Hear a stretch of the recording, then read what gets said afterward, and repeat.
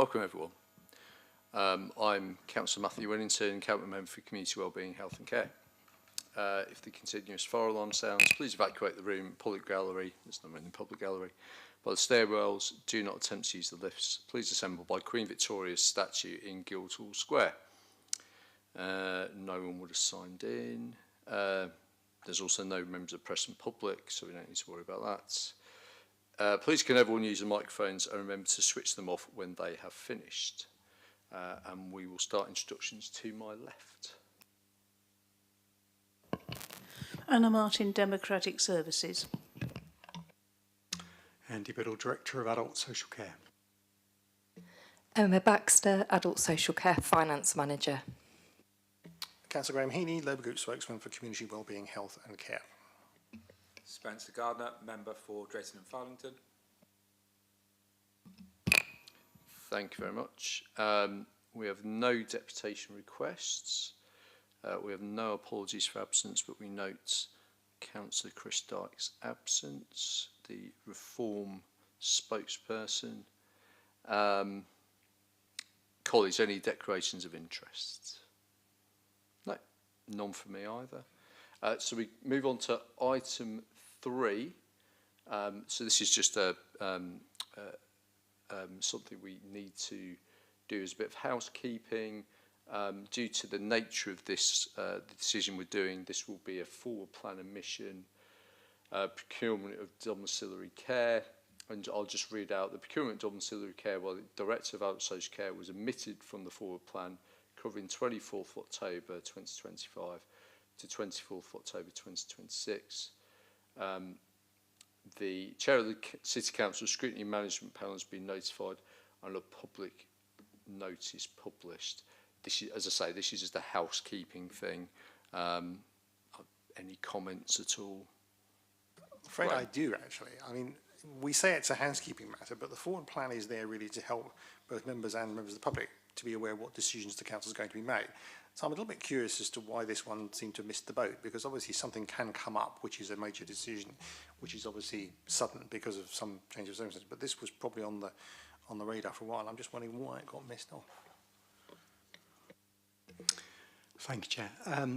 Oversight on my part, Councillor. There's no other way of saying that. Unfortunately, we were going through a particularly busy time, preparation for inspection, etc. But that's no excuse. But it is my accountability, and it was an oversight on my part. So human error, I'm afraid. Thank you, Andy. And yes, it's been a very busy time. But thank you, Graham. It is right to sort of bring up about that as you say, this has been on the plus for some time, but I'm sure in the circumstances that's understandable this time. So so in terms of that, so it's just effectively that bit. I've already mentioned it, and it just says the reason why the sides cannot wait until the publication of the next forward plan and the subsequent Cabinet Member portfolio meeting is the timing of the procurement needs to have notice published this month, and the decision required by the Cabinet Member today. So that's why that is happening today, because we need to give good notice periods for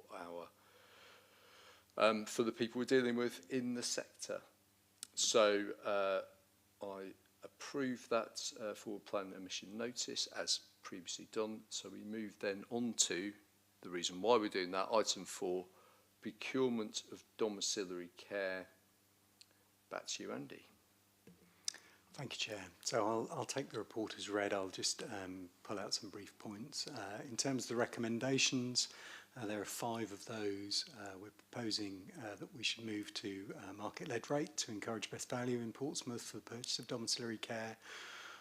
We propose to put in some safeguards around any risks to the quality of care and care worker pay by setting a minimum rate and a maximum rate.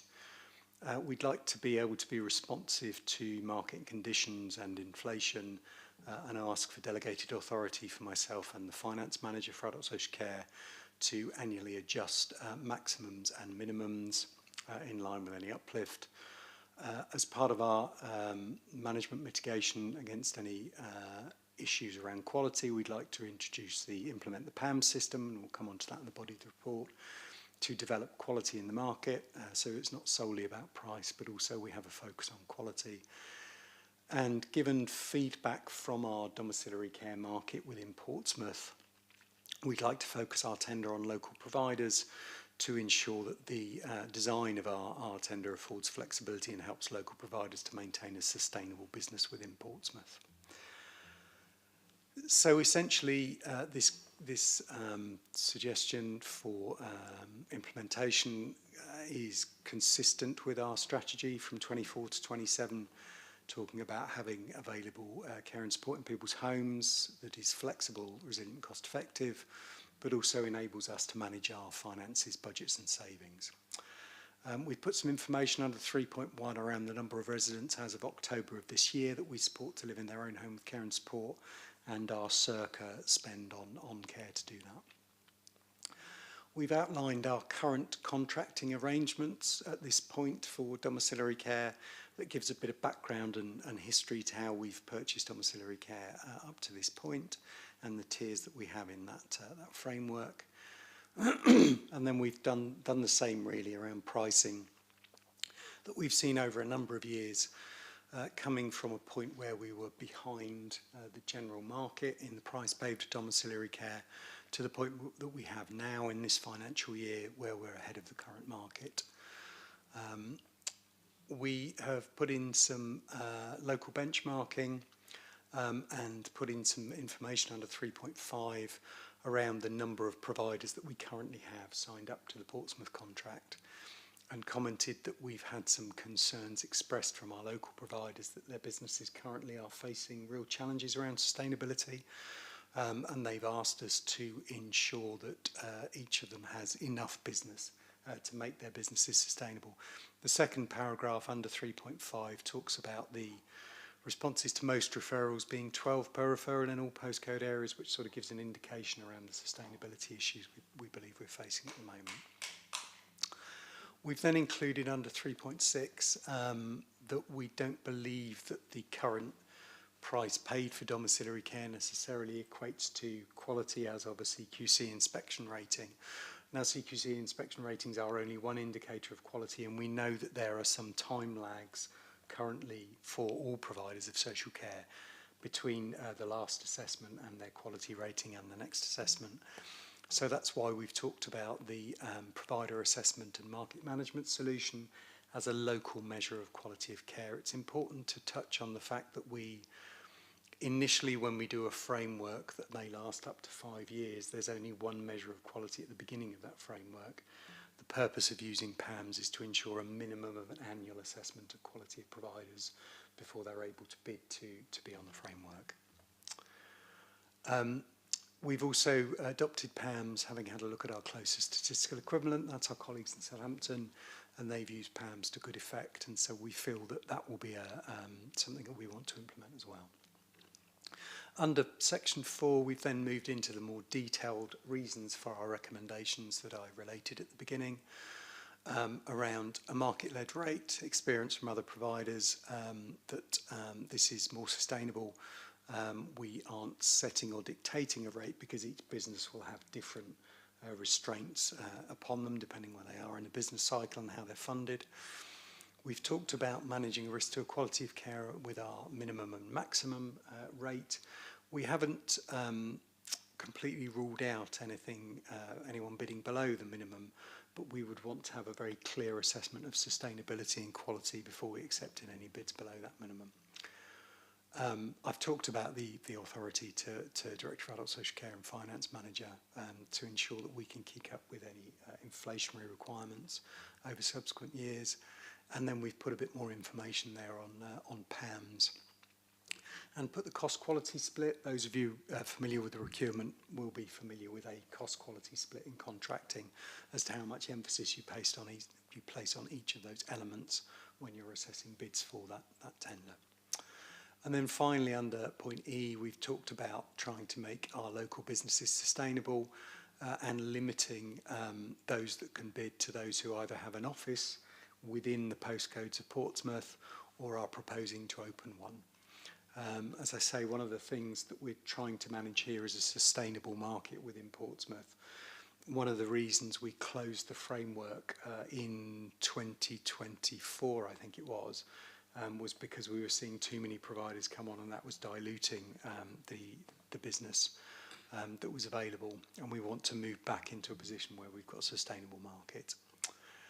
We've talked about pay and an understandable concern around people being paid less, but given the benchmarking we've done, we've not seen any evidence that a different market hourly rate equates to different payment to staff within providers. And finally, under point 5 in finance, we believe that moving to a market-led rate will support local sustainability, but will also enable us to get the best value for the quite significant amount of public money that we spend on domiciliary care each year. There's an integrated impact assessment that doesn't really say a lot different to that, but it does highlight the importance of care provision in Portsmouth as an employment for our local residents. Most of our people who work in care in the city will live in the city, and so it's quite significant to our economic value within the city. We've given the outline as to the legal implications and our Director of Finance's comments. So that's a summary of the report. Happy as always to take any questions. Thank you very much, Andy. Questions or comments, colleagues? Spencer. Thank you, Chair. Could you just help me understand, so in terms of the PAM's annual audit and the evidence that we've seen in Southampton that it improved the quality scores, are you able to say, do we have an understanding of what the link is between the two? And that might help me just understand the PAM's process. Yes, of course. So it's when each year as a provider says we want to tender for business, we'll ask them to go through an assessment process which will guide them through. We're proposing as part of this approach to employ a very small number of staff to support providers with that. And so we'll require a certain level of quality from the contract, and we'll assess that on an annual basis rather than going over 5 years. So it'll be things like, and we've set out more precise information, we can share that around how we implement PANS. So for instance, what's the feedback from our residents as to the quality of the care that they've received? How have we been able to work with that provider in terms of contracting when we've asked them for information about the quality of their service? How have they fed that back to us? Was that reasonable? Did they engage with us to do that? What's the feedback from their staff that work for them as to what they're like as an employer? So there's a range of things wrapped up within the PAM system that you'd expect almost within any quality assessment of any business, that we then benchmark against each year to ensure that that provider, can still continue to apply for business with us. So it's a range of things that then give us an aggregate of the quality of that provider. The main weight will be to the feedback that we get from residents who've received service from that individual. We'll also engage very regularly with our providers. We have monthly and bi-monthly forum where we meet together and we talk about conditions in the market, and we try and support our providers to work through any difficulties they're having, to deal with any issues they have with contracts. So there's a fairly continual engagement as well as the formal assessment bit. We can certainly share some more information about PAMS, and we've got a document that goes into more detail, and we can append that to the minutes here. That's helpful, thank you. And a final question, and it's a wide question, so I expect a wide answer, because you'll probably be here till midnight if you covered it off entirely. But what are your brief observations in terms of the state of the market and the Local Authorities Care Act duty in respect to that market? Just general observations rather than anything in a huge amount of detail. Thank you. Well, you could sort of talk about the health of the market given the number of bids that we get for each domiciliary care order that we make and put out there. But we think we do understand providers' concerns. We included in the report one of our quite significant providers came to us this year, and asked if they could lower their prices just to make their business more sustainable. So there's some warning signs that the market isn't sustainable at the moment. We believe that our quite advantageous hourly rate that we have currently attracts people in from outside who won't necessarily be local businesses. It's one of the reasons we closed the framework last year. So we think we've got some work to do around the health of the market. I think in a very broad context, we know that the majority of our carers in the city will be paid at or close to minimum wage. That's not something that builds a sustainable market, I think. When we see competition from retailers or from mail order companies, that's a very old phrase these days, but I think you know what I mean. We're not able to keep up with that with minimum wage. So there is more work to do, certainly nationally, on the rate that carers are paid. There is some work currently. The government, as part of its employment rights bill that's currently in the House, is talking about a negotiating body for social care specifically to set a certain level for payment for social care. We agree with the principle of that. You'd obviously expect us to have a caveat if that's fully funded, because local authorities aren't amazingly flush with cash. But we do think that will help in terms of making care a more sustainable career.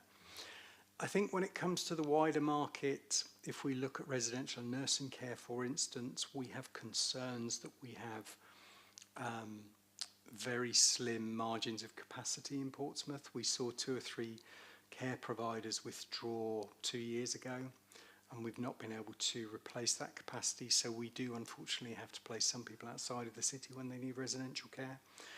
We are talking as part of our commissioning efforts with providers around whether there's potential to build more residential care within Portsmouth, and we want to address that as part of our longer term plans.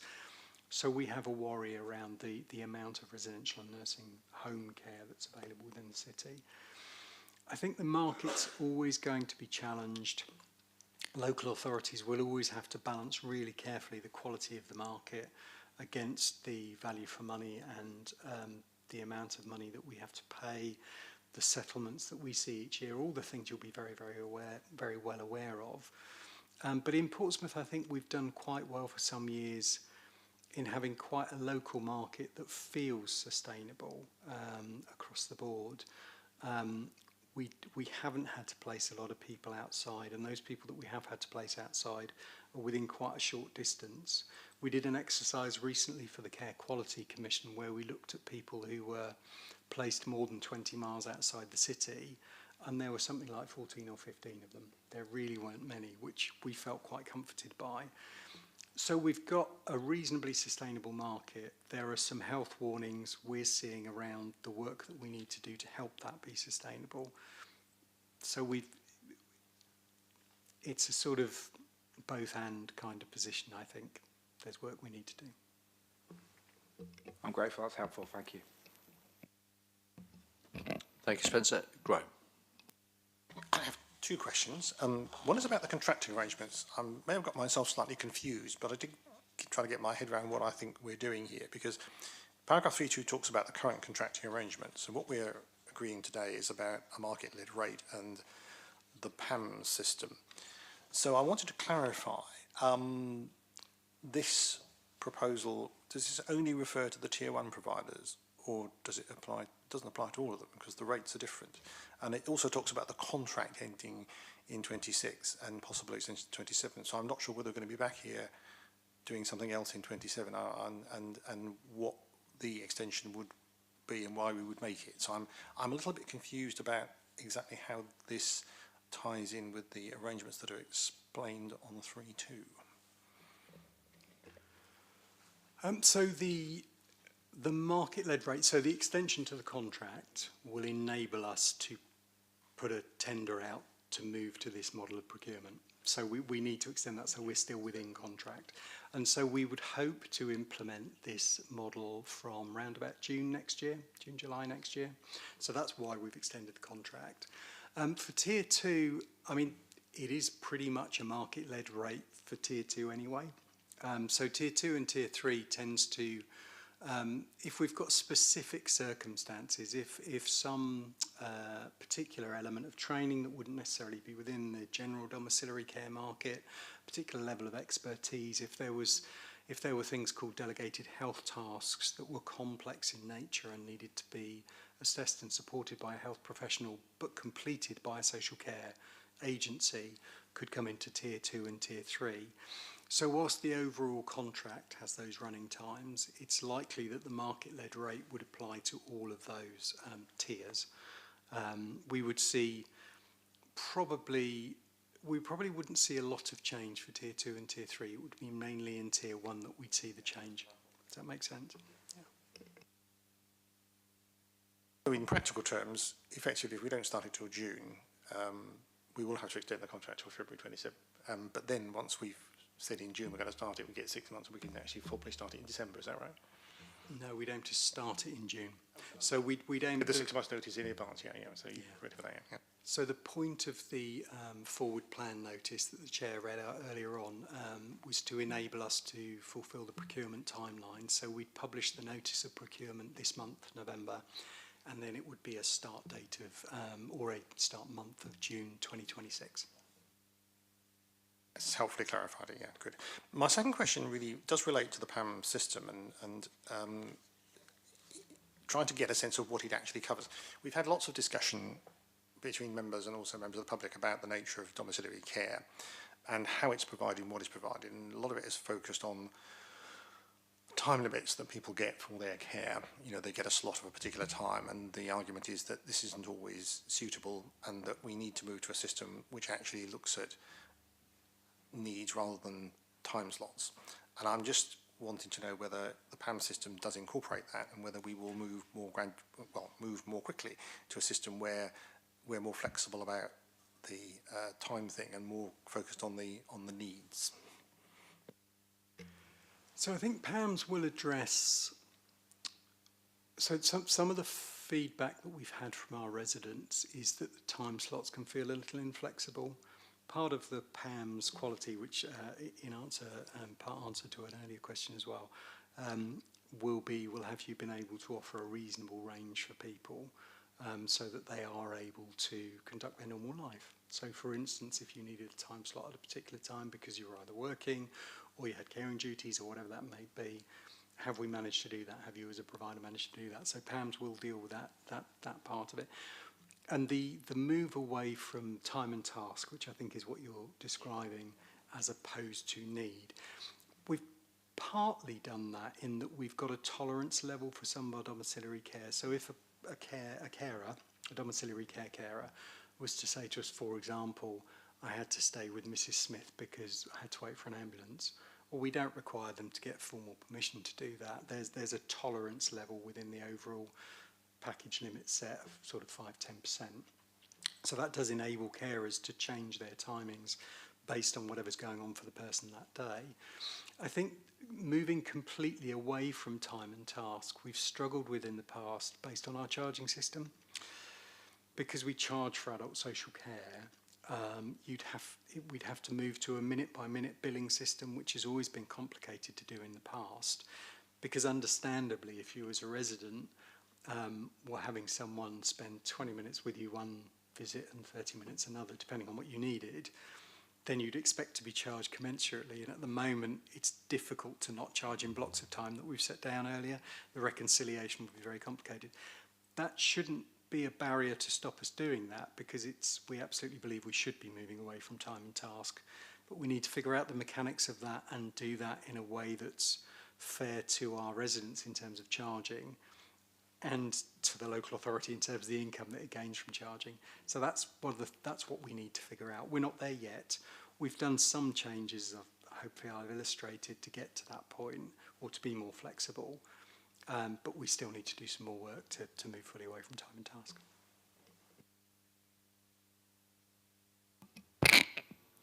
Thank you for your questions, and Andy, thanks for the answers. This has been coming for a while, and I think we are in an unusual situation in the city, as we have as it says in the reports, we closed, let me just find the bits, we closed the contracts, the dom care contracts, nearly 2 years ago, due to the fact that we had more than saturation in our local markets. And for a city the size that we are, having more than 60 providers is actually more than is sustainable in our area. And I think I mentioned before here, and certainly when we were having our briefing for this meeting with the discussion, was the fact that we do know we've got various providers in the city who are not locally based, who only provide for a handful of people. So in the situations we've had recently where some have lost their ability to recruit from abroad, and some have even had their ability to provide removed by Care Quality Commission. It's only actually affected a few people here, but one of those things is that they are, of course, people we as a local authority don't really have any interaction with on their quality and their sustainability, because when they're a big national company or the company that's based regionally rather than in Portsmouth, it's much more difficult for us to engage with them on a day-to-day basis in terms of their quality and their sustainability as well.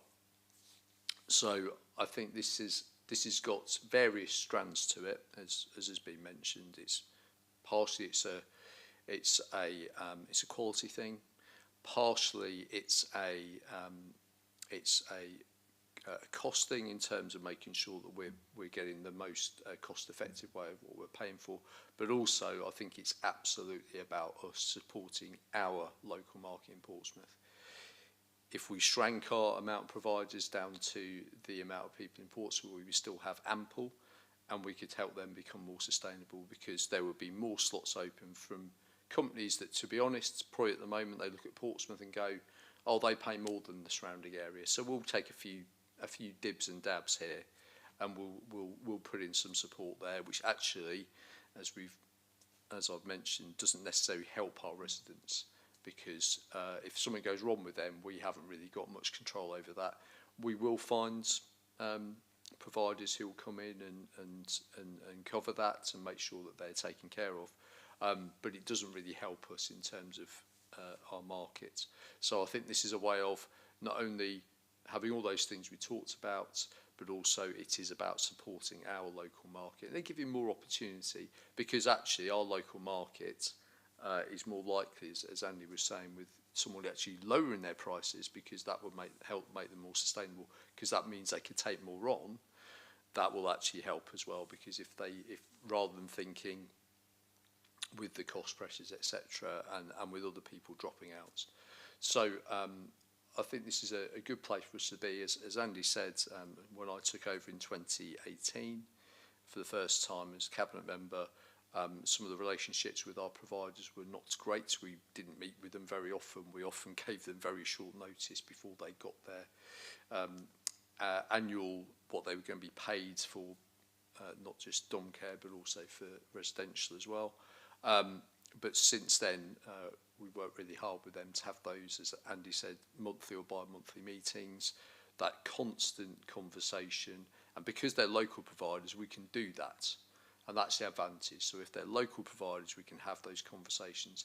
If we've got providers coming from elsewhere, we can't have those conversations, because they're not there. They're not there to have that. So, and I think the point about this being a market-led system actually really helps us as well, because we can actually be looking at, we can understand our market more. So if we've said this is what we're going to happen, there'll be delegated responsibility to both Andy and Emma. Within that is that if in those conversations we are finding that maybe we have got, maybe the pricing is a bit wrong, or we are finding we're going up to the higher bit, but of course, as Andy said, no higher than we do at the moment, so we won't be worse off. It'll mean that we can have that flexibility, because we can actually reflect the needs of our local market as well. And I think one of the most important things in here is looking for anyone under that minimum level, and really being careful about that, because again, what we don't want to do is for providers to effectively bid things that they can't sustain, that they get themselves into financial trouble, or something's just not quite right, or their care might start to suffer as they're cutting costs. So I think there's some real opportunities there, and I think the PAM system, as both Spencer and Graham have sort of queried about, I think that's a really good addition to what we're doing, and for people people who are, anyone listening or watching, that's actually a system that's been was brought in by I'm trying to find the bit there now. Andy, can you just tell us who came up with PAMS? Yeah, so it was I think it was East of England ADAS worked on the PAM system. So it was a product that was designed in conjunction with Directors of Adult Social Services. Yeah, brilliant. Yes, I've just found it now as you've been saying that. Yeah, so that's a really good one. So that's very much a bottom-up tool that's being used, and I think that can be something that we can do. And I think the 3.6, that quality side, is really important as well, that this being aligning us to similar things that happen in Southampton and Hampshire is showing that there's not really an impact on quality in terms of providers. And again, I think that's a really important thing. So this isn't going to be something we're going to be reducing our fees and then or reducing the what we'll pay, and then that's going to have an impact on quality. There is no evidence of that, and that again is a really important thing. And if we were looking at that, then we would obviously not be moving forward with this. Just the very last thing I was just going to come into was about where it says in 4 at the bottom of 4E, where it's talking about the design affords flexibility and helps local authorities maintain a sustainable business, and there's the very last paragraph, which is about the potential new local authorities if we are shotgun married into a merger with some of our neighbouring lower tier authorities, and obviously the bit of Hampshire County Council that will come in. This means that we are future-proof for that as well, because this is similar to what Hampshire already does, and therefore for providers who work in Portsmouth and South East Hampshire, then that would have little opportunity. Obviously, I will take this opportunity as ever to say hands off Portsmouth, and no thank you very much government. We don't want to be part of a bigger authority, but if we are, then this actually helps future-proof us as well. So there are 5 recommendations, so I will read them out. So recommendations are so number 1, move to a market-led rate to encourage best value. 2, manage the risk to quality of care and care worker pay by setting a minimum rate of £21 and a maximum rate of £24.40, which is the current rate. 3, delegate authority to the Director of Adult Social Care in consultation with the Finance Manager of Adult Social Care, so that would be Andy and Emma here, to adjust annually, commencing financial year 2026-2027, to uplift minimums and maximums in line with any uplift awarded to packages of care. 4, implement PAMS as a system to develop quality. And finally, 5, focus the tender on local providers and ensure that the design affords flexibility and helps local providers to maintain a sustainable business. And as I've mentioned before, that last one is really important, as we have a statutory responsibility to maintain sustainability in our care market in Portsmouth. So I'm very happy to accept all those recommendations. And that's the end of the meeting. Thank you very much, everyone.